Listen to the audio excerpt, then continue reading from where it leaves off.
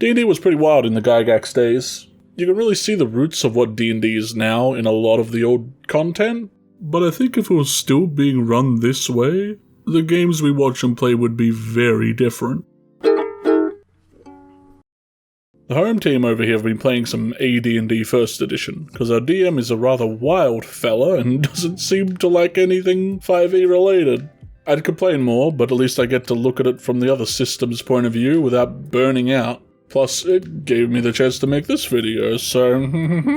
And even from the very start, that's where the differences start to set in. Because you know how that book came out and let everyone kind of be everything? So you take that book and put it back on the shelf, it was expensive. This game had your choices completely locked down from your race selection screen. Not only locking out what classes you can play, but what you can multi-class, and even your max level in some of these classes. Re-rolled up a gang, an elf, a human, and a dwarf. Classic squad. And at the start, because I could, I chose to triple class rogue, fighter, and wizard. Mainly because I thought it would be funny. I dropped rogue because making everyone wait while I did rogue things was pretty boring. And yeah, you can start multi-classing, leveling each class separately, kind of splitting your XP into thirds or halves. Couple that with the fact that classes also level up at different thresholds. That meant it would be a while before you would level up anything when multi-classing. Your health was also divided by the amount of classes you were, so phew.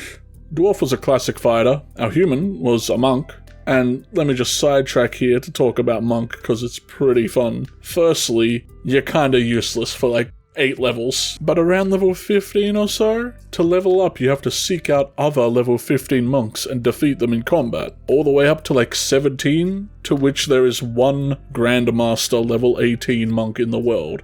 The Grandmaster of Flowers or something. So if 2 players were to play as a monk, one of you would have to accept being level 17, or you somehow split the title. The story our DM was running is also fairly open and fulfilling. It has that Skyrim feel.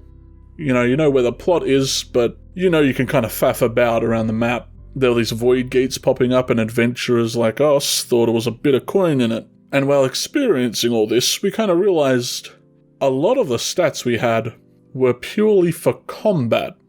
Take charisma, for example, your force of personality. It determines how many people you can hire, as well as their ability not to flee in horror as you use them as meat shields for traps and skeletons. Those were kind of how dungeons were.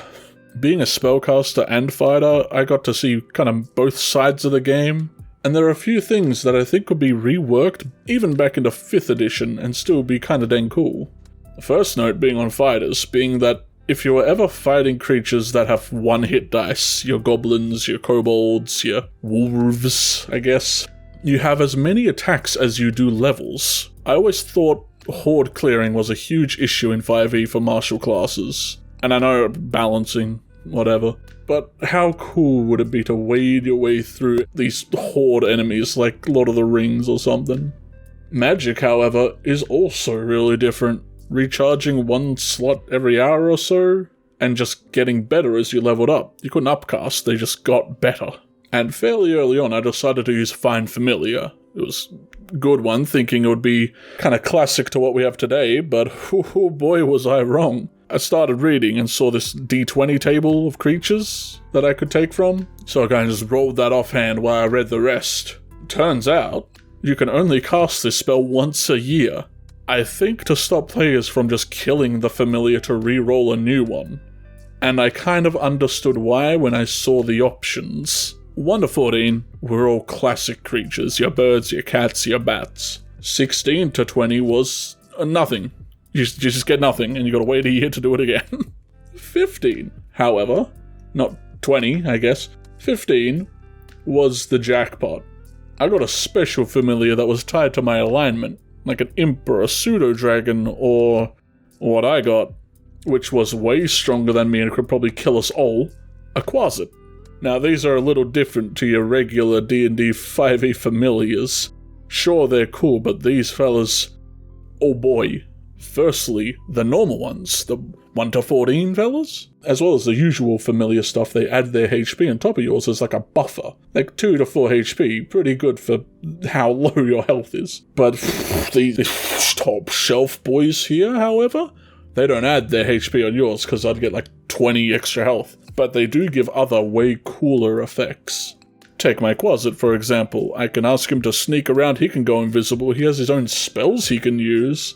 And also, when he's within 10 feet of me, or around that, he gives me like a passive regeneration. Like 1 health per turn. Which, you know, when you have to take weeks to get your health back, is amazing. But he also, while he's within 10 or so feet of me, gives me a whole extra level in magic user. So I'm like a phantom level 4 right now. Which, you know, great. But if he dies, I might lose 4 levels. And like you might have heard, we also get the ability to clear land and become lords once we kind of get these higher levels.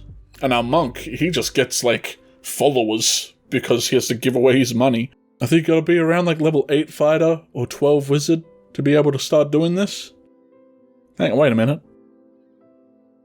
Oh, come on. As always, thanks for watching, everyone. Be sure to do all the YouTube liking, commenting, and subscribing business. I hate to say it, but it does help. Check out the Discords, come chat, and I'll see ya in the next whatever it is I'm making.